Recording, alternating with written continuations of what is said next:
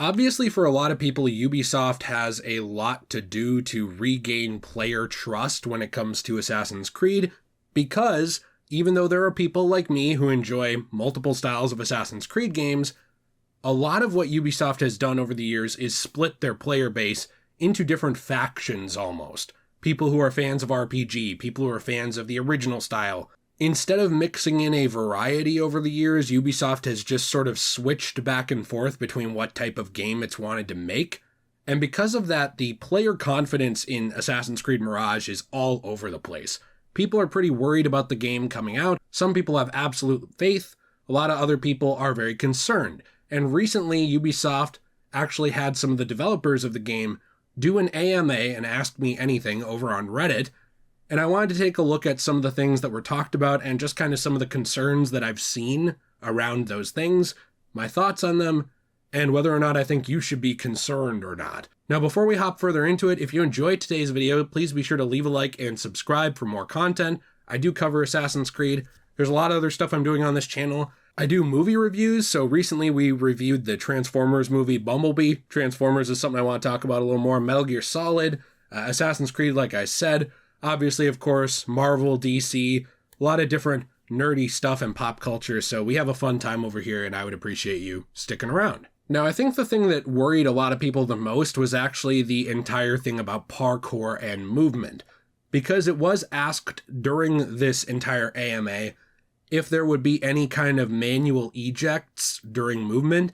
Now, if you're unfamiliar with what this feature actually is, essentially it was the ability to jump backwards or side to side off of walls manually. You would not actually just hold the button and it would do it, which is more of a contextual eject or a contextual movement. What you would do back in the Ezio games, especially, is you'd be climbing a building and you'd be able to jump backwards off of that, or maybe you'd be able to leap to the side on purpose and then hold B, or I should say circle or whatever it was on mouse and keyboard, to grab onto a thing. This style of climbing was a little slower in some ways, and I know there will be people who post a montage of Assassin's Creed 1 of how fast they can do it, but generally speaking, the actual climbing, it sped up over time. It became a little more automatic. It became a little less thought-provoking and a little more just doing. There's not really anything wrong with that style, but there is certainly a lot of people who really enjoyed the old style of climbing and wanted to know if this kind of thing like a back eject or a parallel eject would be back. Now, unfortunately, it was actually answered in terms of the parkour that they were focusing on fluidity and control and building their own thing, taking inspiration from several Assassin's Creeds. Back ejects and side ejects, as in the pre-AC3 games, are not part of our parkour system, but we put a lot of effort working on small details to make sure players have the best control of Basim. Then they talked about how they are still fine-tuning it and doing things like that. But I did notice that there were a lot of people later on after this thread very concerned about that climbing style, about not having those manual ejects. And while I do think it's important to note you can still do ejects in terms of in the games you can manually force yourself to jump off of things, they don't really work in the exact same way. For the most part, they just kind of lead to you falling. In the old games, it was very manual, and there were sometimes different paths you could take, but also going up, one building, you can immediately jump backwards to another one if it was close enough, and kind of mix together your movements like that. So it does make sense to me that people would be asking this question and maybe a little frustrated this isn't there. As a fan of the original game style too, I also think that there was a lot of fun climbing in games like AC3 and 4. I was also actually surprised to see the amount of people that cared about this question, not because it's bad or shouldn't be cared about, but because I've seen a lot of people, especially on the Reddit and on my own YouTube comments, talk about how much they love the Assassin's Creed Unity climbing style, how much that's their favorite. And Unity was great, but there is a lot of automatic to Unity. There's still a lot of hold forward and climb, and the character does a lot of it for you. So while I think that it's disappointing in some ways that that manual control is not really there anymore, and it's been honestly a little disappointing to me going all the way back, I do think there's a lot of good climbing in the games, including 3 and after 3. I think that what's going to affect it the most is how glitchy it is. Something I noticed about the climbing in Assassin's Creed Unity is that it's not that there's no glitches, but it's really kind of night and day now how it works compared to something like Assassin's Creed 4. Assassin's Creed 4 is one of my favorite video games of all time, but it's very obvious that the game was also a little rushed. There's a lot of places where climbing does not work the way it should, and you just kind of fall on your ass because it just glitches.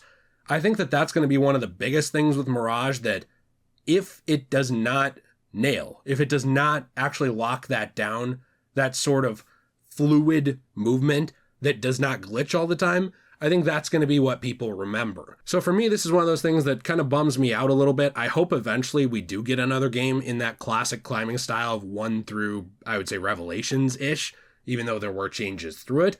But as is, I'm still hopeful for the game to be good climbing. It's just kind of odd that the building layout was very, very similar to something like AC1, but they're using a very different climbing system from that game. Especially when I remember during promotions for this, they talked a lot about how the Ezio game climbing sections actually, I would say, inspired theirs. So to not have that eject is a little weird, but we'll kind of see what happens with that. Here's the thing that I'm really worried about unless this changes, which is mission replay. Now, one of the best things about the old Assassin's Creed games is that you can go back without restarting your entire game and replay a specific mission and play it in a different way or do whatever you want on it and just kind of mess around. What's interesting about this is somebody actually asked if there was going to be a chance of quest replay or mission replay being made available in a potential post-launch update, and they actually highlighted some of the reasons they thought that was actually important to people. And the answer for that was that for now, Mirage has no plan for DLC or extensive post-launch updates, which I think is interesting. And in a way, that's good because the game you get is the game you get. There's something that the game industry is missing out on. You know, the game development industry has really relied too much on updates. So in some ways, that's a good thing. But in other ways, I'm actually worried about this because they didn't say there ever will be a way to replay these missions, which I think is kind of ridiculous. And it's also a problem the RPG era of Assassin's Creed had, and honestly later games started having as well, was that essentially it's like, oh, you liked that mission, replay the whole game. A lot of people don't have time to do that, or it would just take them, very, very long to get back to. And I think that that's just kind of disappointing. It kind of seems like they're avoiding answering certain questions in terms of things that people ask. It's like certain questions, even a user pointed this out, certain questions about parkour and other things, it kind of seemed like the development team was just kind of avoiding answering. So I'm a little concerned about that because I don't know why you would have an AMA and then not answer certain questions or just avoid parts of them like with this one. That's kind of the thing that worries me more than the actual answers. If it was just a straight up, there will be no replayability of missions, I would think that's dumb, but at least there's some transparency. The fact that there's not much transparency yet on Mirage, and we haven't actually seen that much gameplay, especially unedited gameplay, is one of the things that worries me personally as someone who's actually excited about this game. And I feel like I've hyped up this game a little bit because I really want this game to be great, but I'm a little worried that they're kind of cherry-picking questions in this entire thing and avoiding big parts of them. One answer I actually really, really liked was that they will be having a photo mode. This is something that probably people that are not me don't care that much about, but I do actually really like it because it's one of those things that I always mess around on in terms of, when I play modern games that have a photo mode. I like doing things like action poses. I like taking really cool pictures and things like that. So that's really cool for people who want the creativity of it. However, if the game doesn't play well, just on the off chance, or isn't fun, a photo mode wouldn't really matter. They also did answer that there is actually a scene at the beginning of the game that will give you modern day context in terms of what is actually going on with the world of Assassin's Creed, because we do know that there are modern day sections of the Assassin's Creed universe, which even though the developers and the rights owners constantly say don't, we know does cross over with things like Watch Dogs, very specifically from certain canon events that happen in both games. So when it comes down to it, there are real world things going on in the modern day, and we will find out a little bit about that. It's just not going to be a big focus of the game throughout the missions. Something I'm actually excited about in terms of the game is that we do know there are going to be costumes and outfits, and some of these are actually going to operate a little bit as disguises. It was answered that costumes are official costumes that Basim would wear in real life, like the assassin's costumes, and outfits are to player discretion. You can dye the outfits and not the costumes, and in certain circumstances, the game will actually require you to wear specific costumes in order to infiltrate a location. Outfits, however, can give you specific perks. Now, the perk thing is something interesting. I feel like it's almost a compromise between the RPG era and the classic era. I'm just not sure if people are really going to like that, because there is sort of a skill tree to this game. I don't really consider this game an RPG in terms of the other games. I mean, I guess it's such a complicated thing because I had always thought of the original Assassin's Creed games as action RPGs. I had always thought that's what they were labeled as. People don't really call them that, though. They just call the trilogy of Origins, Odyssey, and Valhalla the RPG games.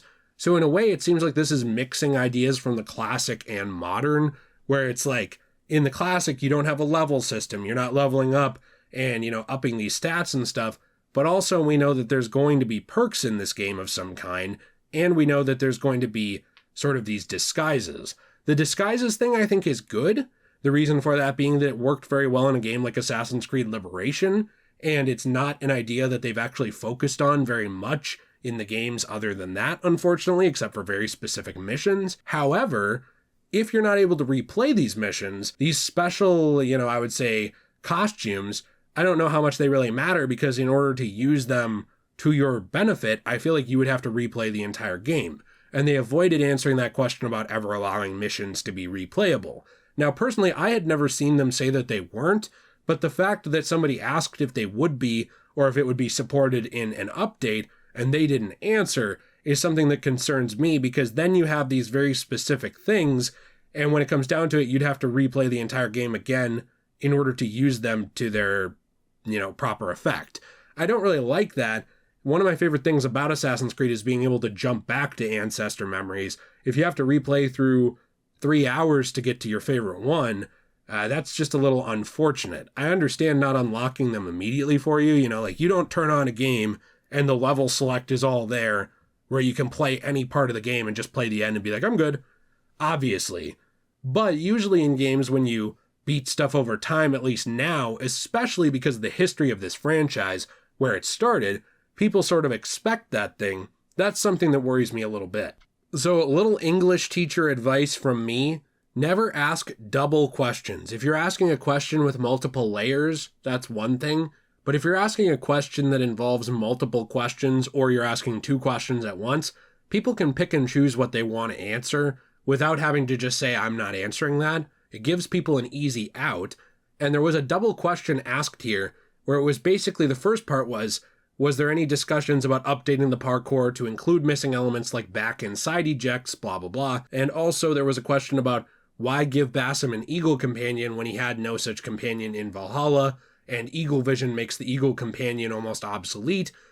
And of course, they answered the second one. They did not answer the question about the parkour and actually the moving around. And I know people can say that Assassin's Creed is not just parkour, but it is one of the biggest elements of the franchise, so it's something very important, and it's something that's a little concerning when you're avoiding answering the questions of. Again, something that worried me a little bit about this whole thing is that there was a question about, the main story being smaller than previous installments, and whether or not they will be able to keep playing with challenges and exploration.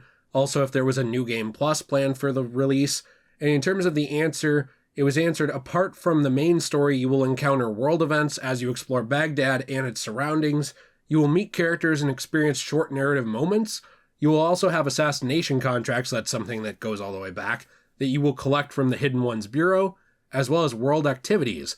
All of them support either the world, the lore, or Basim's characterization, but there was no answer at all on the New Game Plus. I guess for me, one of the things that I'm most worried about is the fact that basically they didn't actually answer a lot of the questions that get down to the technical nitty-gritty, as some people would say. That anything that was more on the side that could be depicted as negative was avoided. And that's something that I've noticed all the time with these, AMAs or these interviews or anything like that. It's one of the reasons I don't really like a lot of video game journalism interviews either, is because there's a specific amount of things that the interviewer can ask, and other than that, the interviewee, the person being interviewed, can just avoid a lot of those questions, dance around them. They have pre-planned out answers in their heads, or they just will say, I'm not answering that, move on. And if you push it, they can end the interview. That's something I've noticed a lot with a lot of these things, and it certainly seems to be the attitude with the Reddit AMA as well. I have really nothing against the developers who answered the questions. Obviously, they don't deserve any kind of harassment for that or anything like that, but it's something I've never liked in terms of business, even though they're all like that. They only talk about the positive. There is never any mention of real concerns. So it almost feels in a way sometimes when I see these things like the questions were planned out ahead of time. I don't want to, accuse anybody of that, like the people asking them, obviously, but the way that they are answered, it's almost like the answers are just pre-written up.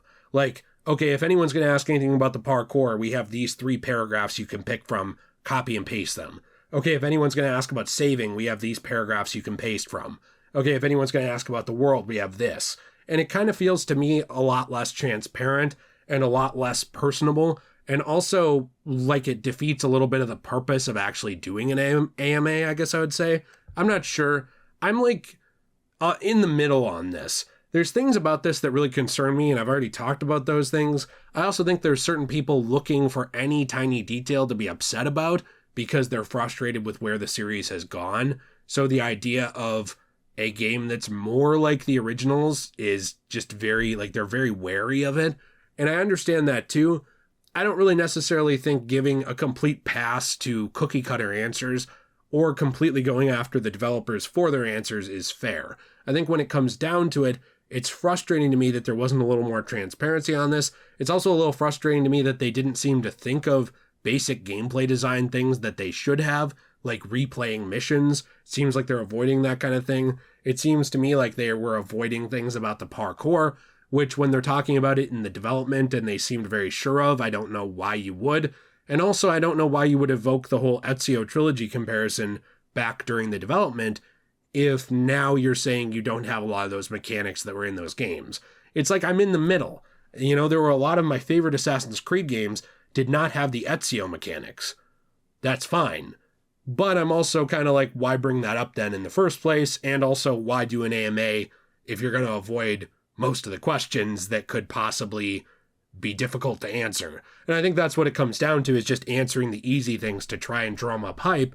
But I don't really know if that's how you drum up hype. If for a lot of people, that's just going to increase frustration and maybe make them wait to buy the game. So let me know what you think in the comments down below. Please be sure to leave a like and subscribe if you enjoyed today's video. I do want to talk more about Assassin's Creed going forward, but I am, kind of waiting on hearing more about Mirage. I don't want to just make 50 videos about Mirage and milk that.